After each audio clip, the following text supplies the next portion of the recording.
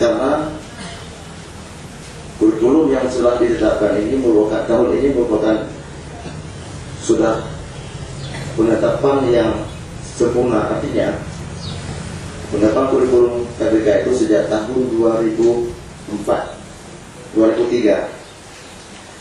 Nah, uji cobanya telah dilakukan dari beberapa sekolah secara sempurna. Namun demikian pelaksanaan di sekolah-sekolah seluruh Indonesia, Barat Aceh, khususnya juga Aceh Barat, itu 2003 sudah dilaksanakan pada semua sekolah.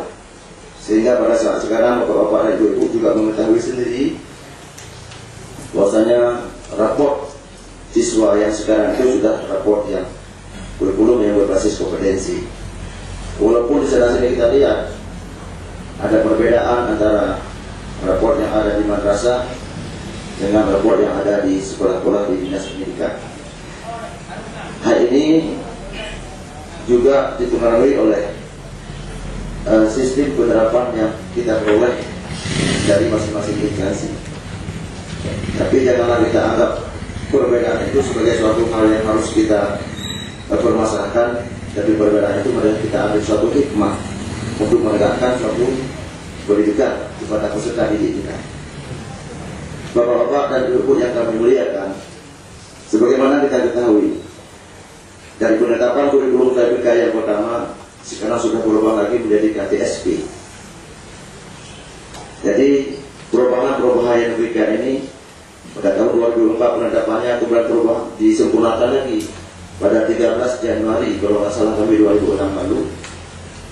Itu merupakan suatu hal mungkin pengkajian ulang terhadap penerapan kurikulum berbasis kompetensi. Nah, hal ini nanti akan disampaikan secara rinci oleh tutor ataupun fasilitator kita, yaitu Pak Edi dan Muhammad Saki. Oleh sebab itu kami juga mewakili dari tim fasilitator yang telah dipercayakan kepada kami, juga mengharapkan kepada bapak-bapak dan ibu-ibu, hidupnya suasana kita dalam membuat pelatihan itu adalah tergantung daripada pesertanya. Artinya kami mohon kepada bapak-bapak dan ibu-ibu nanti supaya banyak mengajukan pertanyaan